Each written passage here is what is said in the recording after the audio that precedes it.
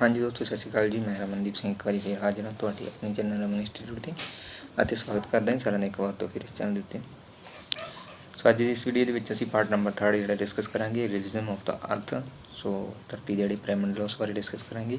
ਸੋ ਇਸ ਚੈਪਟਰ ਦੇ ਪਹਿਲੇ 2 ਪਾਰਟ ਅਸੀਂ ਅਪਲੋਡ ਕਰ ਚੁੱਕੇ ਹਾਂ। ਤੁਸੀਂ ਉਸ ਦੀ ਵੀਡੀਓ ਦੇਖਣ ਲਈ ਤੁਸੀਂ ਉਸ 'ਤੇ ਲਿੰਕ 'ਤੇ ਜਿਹੜਾ ਕਲਿੱਕ ਕਰ ਸਕਦੇ ਹੈਗੇ ਹੋ। ਲਾਸਟ ਦੇ ਵਿੱਚ ਜਿਹੜੇ ਉਸ 'ਤੇ ਲਿੰਕ ਆ ਜਾਣਗੇ ਅਤੇ ਨਾਲ ਹੀ ਆਈ ਬਟਨ ਦੇ ਵਿੱਚ ਵੀ ਉਹਨਾਂ ਸਾਰਿਆਂ ਨੂੰ ਮੈਂ ਐਡ ਕਰ ਦਿੱਤਾ ਹੈ। ਤੁਸੀਂ ਉਹਨਾਂ ਤੋਂ ਜਿਹੜੇ ਜਾ ਕੇ ਇਸ ਵੀਡੀਓ ਨੂੰ ਦੇਖ ਸਕਦੇ ਹੋ, ਪਹਿਲੀ ਪਾਰਟ ਜਿਹੜੀ ਹੈਗੀ। ਸੋ ਸ਼ੁਰੂਆਤ ਕਰਦੇ ਹਾਂ ਅੱਜ ਦੇ ਸੈਸ਼ਨ ਦੇ ਵਿੱਚ। 3rd ਪਾਰਟ ਹੈਗਾ। ਸੋ ਅੱਜ ਅਸੀਂ ਗੱਲ ਕਰਾਂਗੇ, ਇਸ ਤੋਂ ਪਹਿਲਾਂ ਅਸੀਂ ਕੰਟੀਨੈਂਟ ਦੀ ਗੱਲ ਕਰ ਦਿੱਤੀ ਹੈਗੀ, ਠੀਕ ਹੈ, ਔਰ ਜਿਹੜੇ ਲੈਂਡਫਾਰਮ ਨੇ ਉਹਨਾਂ ਦੇ ਬਾਰੇ ਡਿਸਕਸ ਕਰ ਚੁੱਕੇ ਹਾਂ। ਔਰ ਇਸ ਪਾਰਟ ਦੇ ਵਿੱਚ ਅਸੀਂ ਗੱਲ ਕਰਾਂਗੇ ਹਾਈਡਰੋਸਫੀਅਰ ਬਾਰੇ ਕਿ ਹਾਈਡਰੋਸਫੀਅਰ ਕੀ ਹੈ। ਚੱਲਦੇ ਹਾਂ। ਸੋ ਹਾਈਡਰੋਸਫੀਅਰ ਕੀ ਹੈਗਾ? The part of the each part of the earth surface covered by the water is called hydrosphere. About 2/3 71% of the earth's surface is covered by the water bodies like oceans and seas and lakes and rivers. So hydrosphere ਕੀ ਹੈਗਾ? ਜਲ ਮੰਡਲ, ਜਿਹਨੂੰ ਅਸੀਂ ਪੰਜਾਬੀ ਦੇ ਵਿੱਚ ਜਲ ਮੰਡਲ ਕਹਿੰਦੇ ਹਾਂ। ਸੋ ਇਹ ਅਰਥ ਦਾ ਜਿਹੜਾ ਪਾਰਟ ਜਿਹੜਾ ਕਵਰ ਕਰਦਾ ਹੈ ਉਹ ਸਾਰਾ ਦਾ ਸਾਰਾ ਵਾਟਰ ਵਾਲਾ ਹੁੰਦਾ ਹੈਗਾ, ਯਾਨੀ ਕਿ ਇਹਦੇ ਵਿੱਚ ਸਾਰਾ ਵਾਟਰ ਆ ਜਾਂਦਾ ਹੈ। ਜਿਹੜੇ ਏਰੀਏ ਦੇ ਵਿੱਚ ਵਾਟਰ ਆ ਜਾਂਦਾ ਉਸ ਨੂੰ ਅਸੀਂ ਹਾਈਡਰੋਸਫੀਅਰ ਜਾਂ ਜਲ ਮੰਡਲ ਦੇ ਨਾਮ ਨਾਲ ਜਾਣਦੇ ਹੈਗੇ। ਸੋ 2/3 ਜਿਹੜਾ ਪਾਰਟ ਆ ਉਹ ਸਾਡੀ ਅਰਥ ਦਾ ਪਾਣੀ ਦੇ ਅੰਡਰ ਹੈਗਾ, ਯਾਨੀ ਕਿ 71% ਜਿਹੜਾ ਉਹ ਸਾਡੇ ਪੂਰੀ ਧਰਤੀ ਦਾ ਉਹ ਪਾਣੀ ਅੰਡਰ ਹੈ, ਅਤੇ 29% ਜਿਹੜਾ ਏਰੀਆ ਹੈਗਾ ਉਹ ਲੈਂਡ ਦੇ ਨਾਲ ਕਵਰਡ ਹੈਗਾ। ਸੋ ਵਾਟਰ ਦੇ ਵਿੱਚ ਜਿਹੜਾ ਸਾਡੇ ਕੋਲ ਕੁਛ ਚੀਜ਼ਾਂ ਜਿਵੇਂ ਓਸ਼ਨ ਹੋ ਗਿਆ, ਸੀਜ਼ ਹੋ ਗਿਆ, ਲੇਕ ਹੋ ਗਿਆ ਐਂਡ ਰਿਵਰਸ ਨੇ, ਇਹ ਸਾਡੇ ਹਾਈਡਰੋਸਫੀਅਰ ਦੇ ਵਿੱਚ ਆ ਜਾਂਦੇ ਹੈਗੇ ਨੇ। So next ਆਉਂਦਾ ਹੈ oceans. Oceans are large water bodies. There are 4 oceans on the earth. In the order of the size they are the Pacific Oceans, Atlantic Oceans, the Indian Oceans and Arctic Oceans. So ocean ਜਿਹੜੇ ਹੁੰਦੇ ਹੈਗੇ ਨੇਗੇ ਉਹ large body water ਹੁੰਦੇ ਨੇਗੇ, ਜ਼ਿਆਦਾ ਮਾਤਰਾ ਦੇ ਵਿੱਚ ਪਾਣੀ ਜਿਹੜਾ ਉਹਨਾਂ ਦੇ ਵਿੱਚ ਹੁੰਦਾ ਹੈ, ਵੱਡੇ ਜਲ ਸੰਗ੍ਰਹਿ ਕਰ ਸਕਦੇ ਹੈਗੇ। ਔਰ ਸਾਡੀ ਅਰਥ ਦੇ ਵਿੱਚ ਜਿਹੜਾ ਹੈਗੇ ਨੇ 4 ਮੇਨ ਜਿਹੜੇ ਓਸ਼ਨ ਪਾਏ ਜਾਂਦੇ ਹੈਗੇ ਨੇਗੇ। So Pacific Ocean, Atlantic Ocean, Indian Oceans and Arctic Ocean ਹੈਗਾ। ਸੋ ਇਹਨਾਂ ਬਾਰੇ ਡਿਸਕਸ ਕਰਦੇ ਹਾਂ। ਸੋ ਫਸਟ ਆ ਜਾਂਦਾ ਹੈ ਦਾ ਪੈਸੀਫਿਕ ਓਸ਼ਨ। ਸੋ ਇਸ ਨੂੰ ਅਸੀਂ ਸ਼ਾਂਤ ਮਹਾਸਾਗਰ ਦੇ ਨਾਮ ਨਾਲ ਵੀ ਜਾਣਦੇ ਹੈਗੇ ਆ। It separate Asia and Australia from North America. It is, so ਗੱਲ ਕਰੀਏ ਤਾਂ ਜਿਹੜਾ ਪੈਸੀਫਿਕ ਓਸ਼ਨ ਹੈ, ਸ਼ਾਂਤ ਮਹਾਸਾਗਰ ਹੈ, ਇਹ ਏਸ਼ੀਆ ਅਤੇ ਆਸਟ੍ਰੇਲੀਆ ਨੂੰ ਉੱਤਰੀ ਅਮਰੀਕਾ ਦੇ ਨਾਲੋਂ ਵੱਖ ਕਰਦਾ ਹੈ। It is the largest of the all ocean. So ਇਹ ਸਭ ਤੋਂ ਵੱਡਾ ਓਸ਼ਨ ਹੈਗਾ Pacific Ocean. It cover about 1/3 of the area of the earth. So ਇਹ ਪੂਰੀ ਅਰਥ ਦਾ 1/3 ਜਿਹੜਾ ਏਰੀਆ ਹੈਗਾ ਉਹ ਆਪਣੇ ਅੰਡਰ ਕਵਰ ਕਰਦਾ ਹੈਗਾ Pacific Ocean. This is the large than all the continents put together. So ਇਹ ਸਾਰੇ ਜਿਹੜੇ ਕੰਟੀਨੈਂਟ ਨੇ ਉਹਨਾਂ ਸਾਰਿਆਂ ਦੇ ਨਾਲੋਂ ਵੱਡਾ ਹੈ, ਏਸ਼ੀਆ ਦੇ ਨਾਲੋਂ ਵੱਡਾ ਹੈ, ਯਾਨੀ ਕਿ ਏਸ਼ੀਆ ਸਭ ਤੋਂ ਵੱਡਾ ਕੰਟੀਨੈਂਟ, ਉਹਦੇ ਨਾਲੋਂ ਵੀ ਇਹ ਵੱਡਾ ਹੈਗਾ।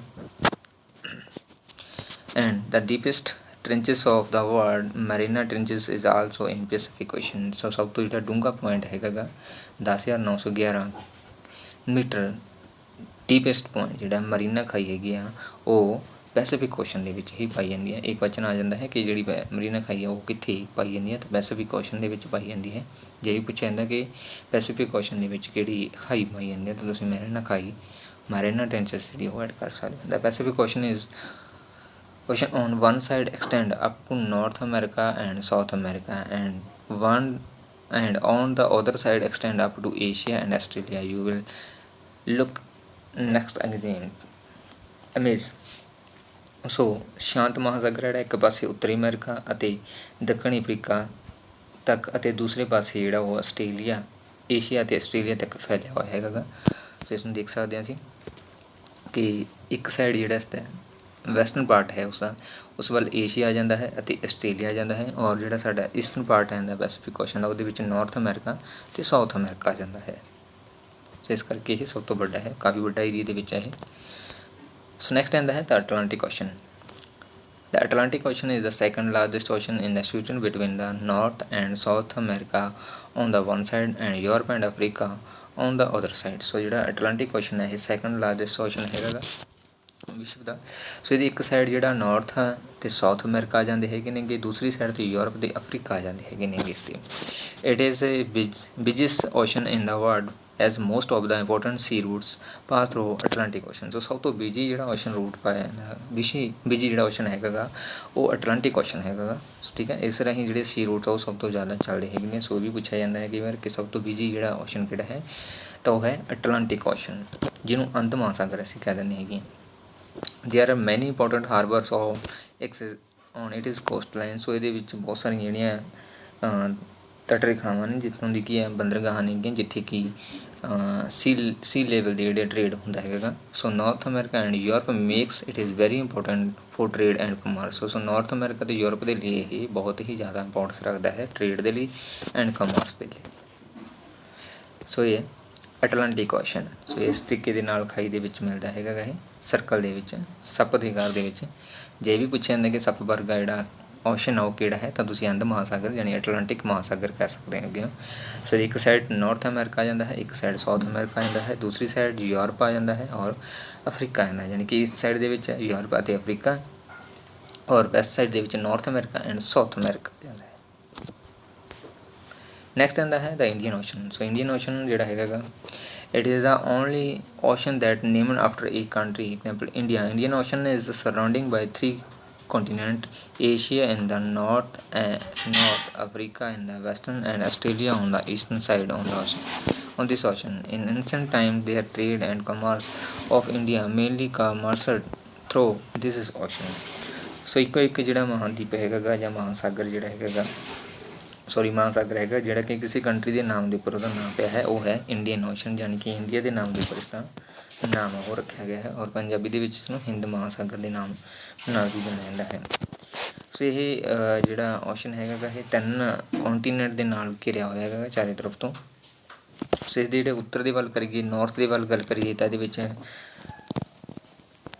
ਅਫਰੀਕਾ ਜਿਹੜਾ ਆ ਜਾਂਦਾ ਹੈ। ਠੀਕ ਹੈ, ਔਰ ਵੈਸਟਰਨ ਜਿਸ ਦੀ ਅਸੀਂ ਗੱਲ ਕਰੀਏ ਇਹ 3 ਮਹਾਂਦੀਪਾਂ ਦੇ ਦੁਆਰਾ ਕਿਹਾ ਹੈ, ਤਾਂ ਇਸ ਦੇ ਉੱਤਰ ਦੇ ਵਿੱਚ ਜਿਹੜਾ ਏਸ਼ੀਆ ਆ ਜਾਂਦਾ ਹੈਗਾ ਗਾ ਅਤੇ ਪੱਛਮ ਦੇ ਵਿੱਚ ਜਿਹੜਾ ਅਫਰੀਕਾ ਆ ਜਾਂਦਾ ਹੈਗਾ ਗਾ। ਠੀਕ ਹੈ, ਵੈਸਟਰਨ ਦੇ ਵਿੱਚ ਨਾਰਥ ਇਨ ਏਸ਼ੀਆ। ਠੀਕ ਹੈ, ਏਸ਼ੀਆ ਜਿਹੜਾ ਉਹ ਨਾਰਥ ਦੇ ਵਿੱਚ ਆਉਂਦਾ, ਅਫਰੀਕਾ ਜਿਹੜਾ ਉਹ ਵੈਸਟਰਨ ਦੇ ਵਿੱਚ ਆ ਜਾਂਦਾ ਹੈ, ਆਸਟ੍ਰੇਲੀਆ ਜਿਹੜਾ ਉਹ ਈਸਟਰਨ ਪਾਰਟ ਦੇ ਵਿੱਚ ਆ ਜਾਂਦਾ ਹੈਗਾ। ਸੋ ਇਹ ਪੁਰਾਤਨ ਸਮੇਂ ਦੇ ਵਿੱਚ ਜੇ ਗੱਲ ਕਰੀਏ ਕਮਰਸ ਦੇ ਨਾਲ ਉਦਯੋਗ ਦੇ ਨਾਲ ਸੰਬੰਧਿਤ ਰਿਹਾ ਹੈਗਾ। ਸੋ ਇਹ ਇੰਪੋਰਟੈਂਟ ਕੰਟੀਨੈਂਟ ਹੈ।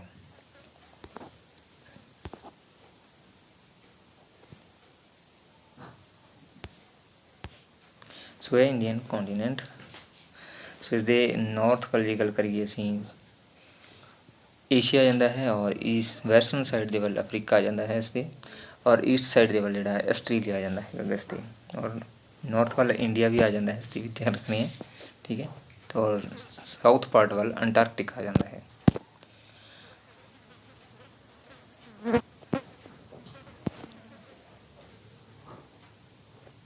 ਨੈਕਸਟ ਹੈ ਦਾ ਆਰਕਟਿਕ ਓਸ਼ਨਸ।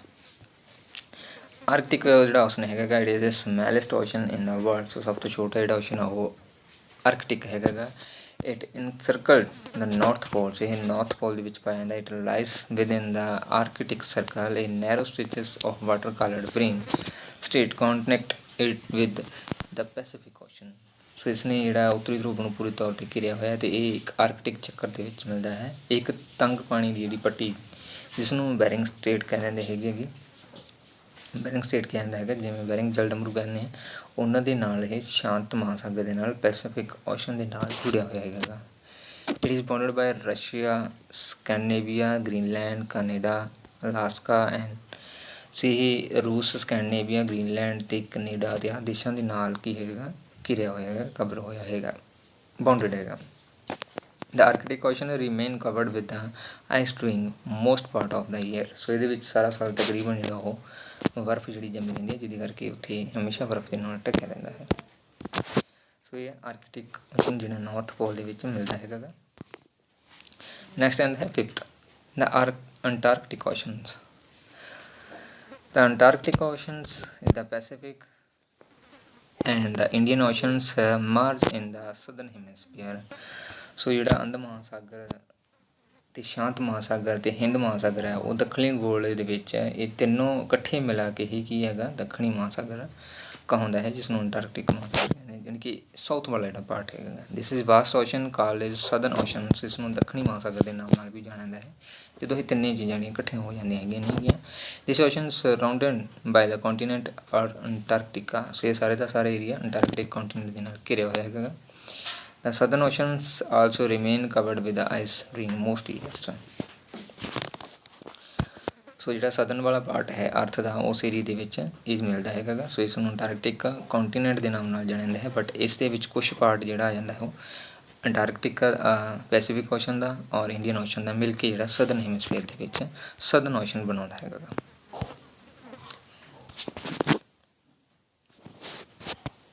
ਨੈਕਸਟ ਹੈ ਇੰਪੋਰਟੈਂਸ ਆਫ ਹਾਈਡਰੋਸਫੀਅਰ, ਕਿ ਹਾਈਡਰੋਸਫੀਅਰ ਦਾ ਜਿਹੜਾ ਮਹੱਤਤਾ ਕੀ ਹੈਗੀ। The hydrosphere comprising oceans, lakes, rivers and other water bodies has a great importance of living being.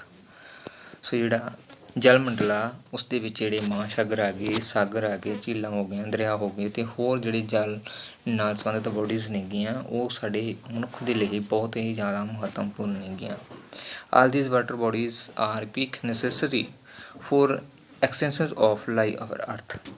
ਸੋ ਇਹਨਾਂ ਸਾਰੀਆਂ ਜਲ ਇਕਾਈਆਂ ਕਰਕੇ ਹੀ ਜੀਵਨ ਹੈ ਜਿਹੜਾ ਉਹ ਧਰਤੀ ਦੇ ਵਿੱਚ ਸੰਭਵ ਹੋ ਸਕਿਆ ਹੈ। ਜੇਕਰ ਇਹ ਵਾਟਰ ਬੋਡੀਜ਼ ਨਹੀਂ ਹੁੰਦੀਆਂ ਤਾਂ ਜਿਹੜਾ ਧਰਤੀ ਦੇ ਉੱਪਰ ਜੀਵਨ ਉਹ ਸੰਭਵ ਨਹੀਂ ਹੋਣਾ ਸੀਗਾ। ਪਾਣੀ ਤੋਂ ਬਿਨਾਂ ਜਿਹੜਾ ਮਨੁੱਖ without the water life is impossible, neither plants or nor animals and human beings can survive without. ਜੇ ਪਾਣੀ ਨਾ ਹੁੰਦਾ ਤਾਂ ਲਾਈਫ ਜਿਹੜੀ ਹੁਣ ਪੋਸੀਬਲ ਹੋ ਜਾਂਦੀ ਔਰ ਪਲਾਂਟਸ ਵੀ ਨਹੀਂ ਉੱਗਣੇ ਸੀ, ਐਨੀਮਲ ਅਤੇ ਹਿਊਮਨ ਬੀਇੰਗਸ ਦਾ ਜਿਹੜਾ ਸਰਵਾਈਵ ਕਰਨਾ ਉਹ ਵੀ ਖਤਮ ਹੋ ਜਾਣਾ ਸੀਗਾ। It is also a source of rain and chief agent of the cooling the atmosphere. ਸੋ ਇਹ ਵਰਖਾ ਕਰਨ ਦੇ ਵਿੱਚ ਵੀ ਹੈਲਪਫੁਲ ਹੁੰਦਾ ਹੈਗਾ ਅਤੇ ਨਾਲ ਹੀ ਜਿਹੜਾ ਸਾਡਾ ਐਟਮੋਸਫੇਅਰ ਹੈ ਉਸ ਨੂੰ ਠੰਡਾ ਕਰਨ ਦੇ ਵਿੱਚ ਆਪਣਾ ਯੋਗਦਾਨ ਪਾਉਂਦਾ ਹੈ ਹਾਈਡਰੋਸਫੀਅਰ। Moreover, rivers, lakes, sea provide us loads of food in the form of fish etc. All these water bodies also help us marine activities and promotion of trade. ਸੋ ਜਿਹੜਾ ਇਸ ਤੋਂ ਇਲਾਵਾ ਜਿਹੜੇ ਦਰਿਆ ਹੋ ਗਏ, ਝੀਲਾਂ ਹੋ ਗਏ, ਸਾਗਰ ਹੋ ਗਏ, ਸਾਰੇ ਦੇ ਸਾਰੇ ਇਹਨਾਂ ਦੇ ਵਿੱਚ ਸਾਨੂੰ ਫਿਸ਼ਸ ਜਿਹੜੀਆਂ ਮਿਲਦੀਆਂ ਹੈਗੀਆਂ ਨੇ, ਜਿਨ੍ਹਾਂ ਦਾ ਜਿਹੜਾ ਫੂਡ ਆ ਮੇਨ ਫਿਸ਼ ਉਹ ਇਸ ਤੋਂ ਪ੍ਰਾਪਤ ਕਰ ਲੈਂਦੇ ਆ ਅਤੇ ਨਾਲ ਹੀ ਇਹ ਸਾਰੀਆਂ ਜਿਹੜੀਆਂ ਕਰਤੀਆਂ ਨੇਗੀਆਂ ਸਮੁੰਦਰੀ ਕਿਰਿਆਵਾਂ ਨੇਗੀਆਂ ਸਾਰੀਆਂ ਦੀਆਂ ਸਾਰੀਆਂ ਕੀ ਹੈਗੀਆਂ ਪ੍ਰਮੋਸ਼ਨ ਕਰਦੀਆਂ ਨੇਗੀਆਂ ਟ੍ਰੇਡ ਦਾ, ਵਪਾਰ ਦਾ। ਨੈਕਸਟ ਆਉਂਦਾ ਐਟਮੋਸਫੀਅਰ, ਜਿਹਨੂੰ ਵਾਯੂਮੰਡਲ ਕਹਿ ਦਿੰਦੇ ਅਸੀਂ। We breathe in air. The air surrounds the earth like a cover. The cover of air is called atmosphere and form one of the important realism of the earth.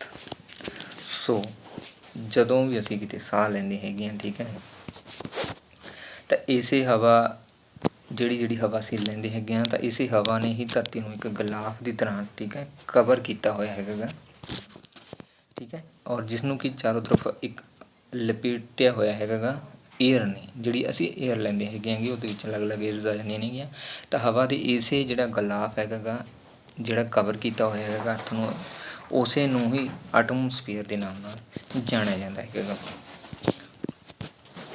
The atmosphere extend up to about 1600 kilometre. So atmosphere ਦਾ ਜਿਹੜਾ ਵਿਸਥਾਰ ਹੈਗਾ ਉਹ 1600 kilometre up ਨੂੰ ਹੈਗਾ, ਉੱਪਰ ਵੱਲ ਨੂੰ ਹੈਗਾ, ਠੀਕ ਹੈ, above the surface of the earth.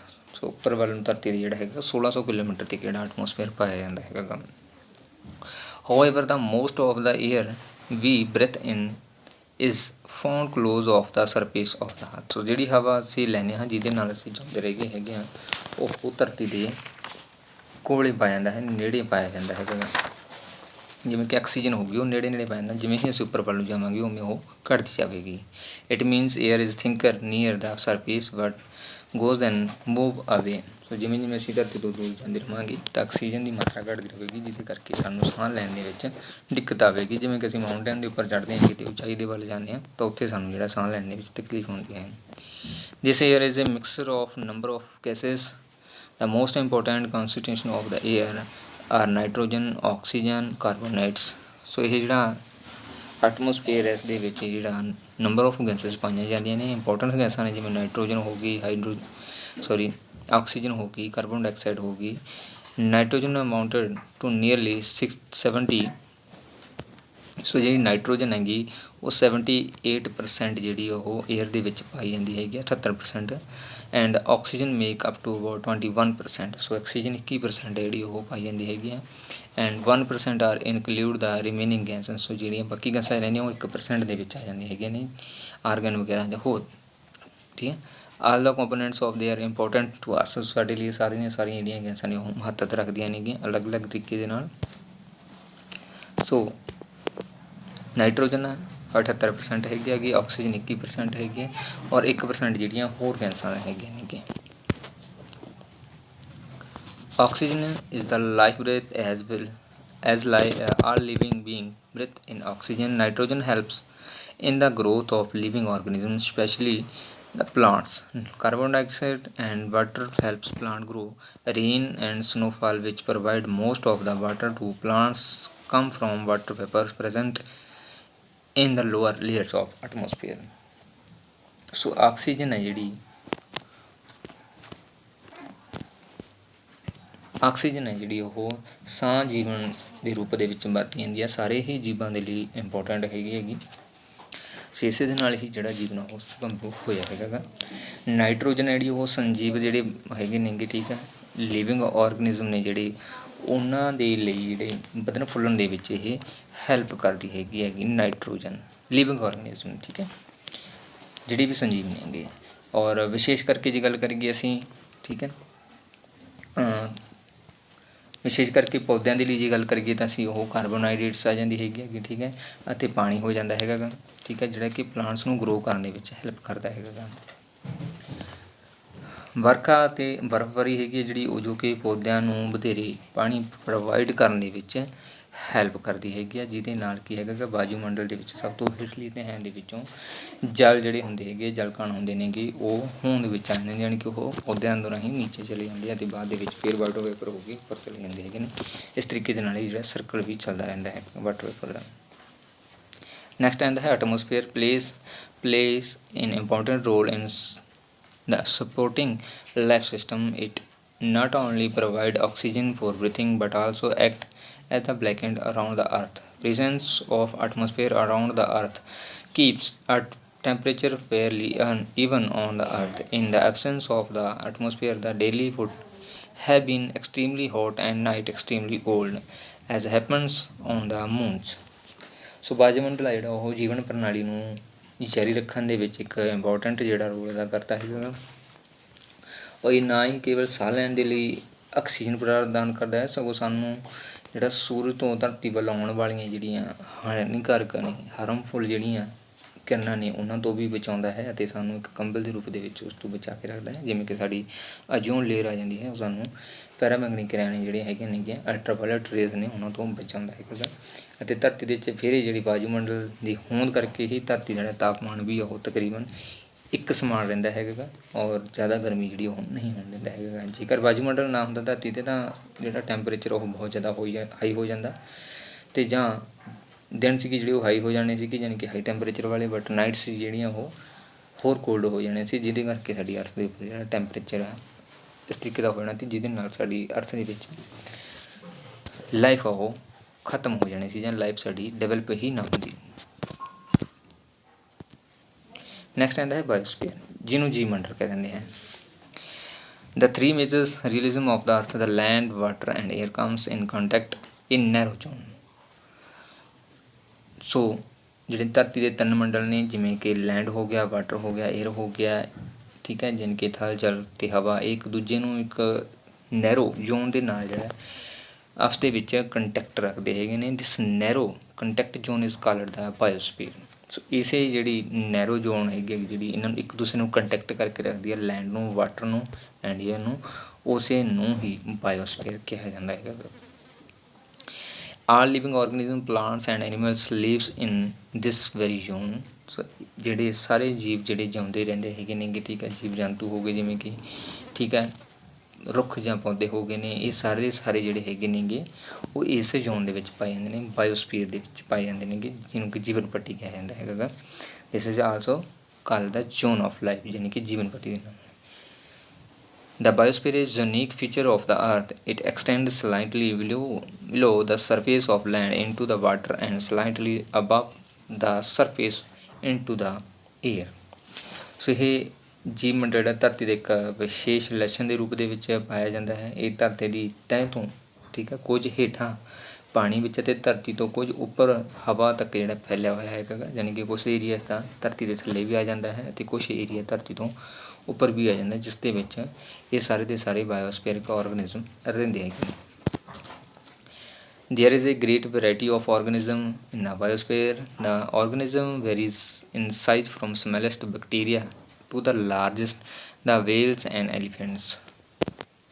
ਸੋ ਜੀਵ ਮੰਡਲ ਵਿੱਚ ਬਹੁਤ ਸਾਰੇ ਜਿਹੜੇ ਡਿਫਰੈਂਟ ਟਾਈਪ ਦੇ ਜਿਹੜੇ ਆਰਗੈਨਿਜ਼ਮ ਮਿਲਦੇ ਹੈਗੇ ਨੇਗੇ ਠੀਕ ਹੈ। ਇਹਨਾਂ ਜੀਵਾਂ ਦੇ ਜਿਹੜੇ ਆਕਾਰ ਵੀ ਨੇ ਉਹ ਅਲੱਗ-ਅਲੱਗ ਨੇਗੇ ਠੀਕ ਹੈ। ਕੋਈ ਛੋਟਾ ਹੈ ਕੋਈ ਵੱਡਾ ਹੈ। ਜਿਵੇਂ ਕਿ ਗੱਲ ਕਰੀਏ ਸਭ ਤੋਂ ਛੋਟਾ ਜਿਹੜਾ ਉਹ ਬੈਕਟੀਰੀਆ ਪਾਇਆ ਜਾਂਦਾ ਹੈਗਾ ਗਾ। ਬਟ ਜਿਵੇਂ ਅਸੀਂ ਗੱਲ ਕਰੀਏ ਸਭ ਤੋਂ ਵੱਡੇ ਜੀਵਾਂ ਦੀ ਜਿਵੇਂ ਕਿ ਵੇਲ ਹੋ ਗਿਆ ਐਲੀਫੈਂਟ ਹੋ ਗਿਆ ਉਹ ਵੀ ਇਸੇ ਦੇ ਵਿੱਚ ਪਾਏ ਜਾਂਦੇ ਹੈਗੇ ਨੇਗੇ। ਬਟ ਜਿਹੜੇ ਬੈਕਟੀਰੀਆ ਉਹਨਾਂ ਨੂੰ ਅਸੀਂ ਨੰਗੀ ਅੱਖ ਦੇ ਨਾਲ ਨਹੀਂ ਦੇਖ ਸਕਦੇ ਹੈਗੇ। The plant also vary in size from the smallest, the fungus to the largest. The trees humans being are the most important occupant of biosphere.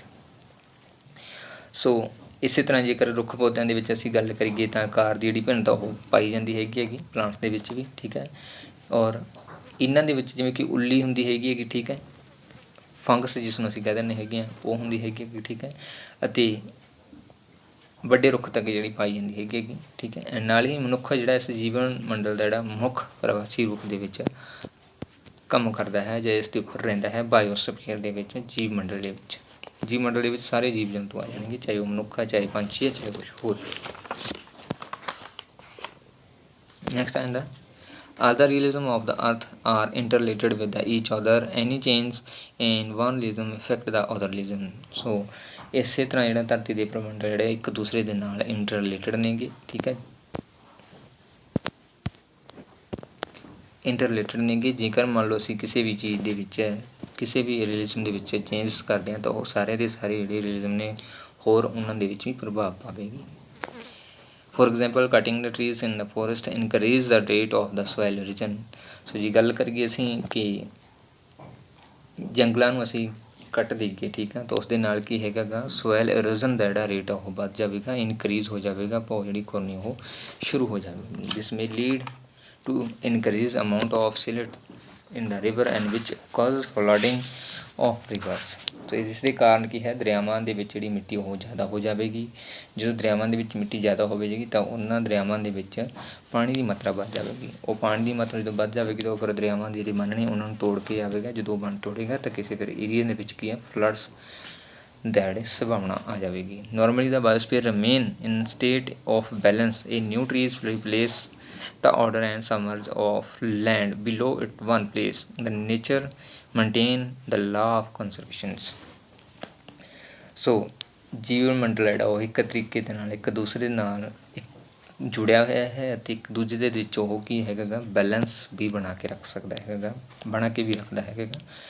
ਜੇਕਰ ਅਸੀਂ ਪੁਰਾਣੇ ਦਰੱਖਤ ਨੂੰ ਕੱਟ ਕੇ ਉਸ ਦੀ ਥਾਂ 'ਤੇ ਨਵਾਂ ਜੇਕਰ ਦਰੱਖਤ ਲਗਾ ਦਿੰਦੇ ਹੈਗੇ ਤਾਂ ਉਸ ਦੇ ਨਾਲ ਸਾਡਾ ਵੀ ਫਾਇਦਾ ਹੈਗਾ ਔਰ ਅਰਥ ਦਾ ਵੀ ਫਾਇਦਾ ਹੈਗਾ ਜਿਹਦੇ ਕਰਕੇ ਸਾਡਾ ਜਿਹੜਾ ਬਾਇਓਸਫੀਅਰ ਸਿਸਟਮ ਆ ਉਹ ਬਣਿਆ ਰਹੇਗਾ ਉਹਦੇ ਵਿੱਚ ਕੋਈ ਦਿੱਕਤ ਨਹੀਂ ਆਵੇਗੀ।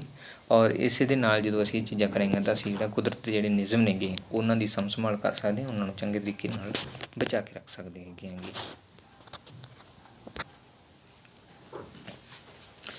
So as for the biosphere, all the organisms depend upon each other. The animals depend upon plant for food.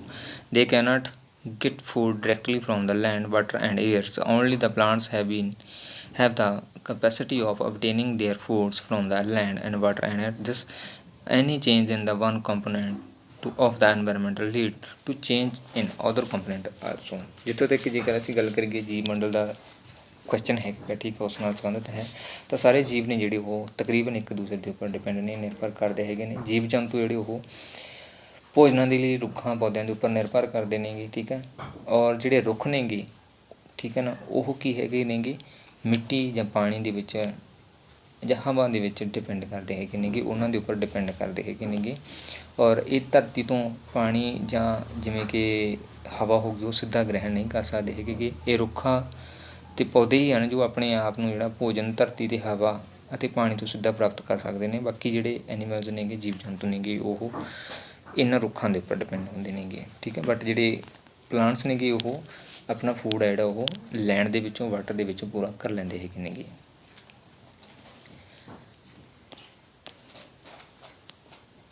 ਤਾਂ ਇਸੇ ਤਰ੍ਹਾਂ ਜੇਕਰ ਅਸੀਂ ਕਿਸੇ ਵੀ ਤੱਤ ਦੇ ਵਿੱਚ ਤਬਦੀਲੀ ਕਰਾਂਗੇ ਤਾਂ ਉਹ ਦੂਸਰੇ ਤੱਤਾਂ ਦੇ ਵਿੱਚ ਵੀ ਆਪਣਾ ਪ੍ਰਭਾਵ ਆ ਉਹ ਦਿਖਾਵੇਗਾ।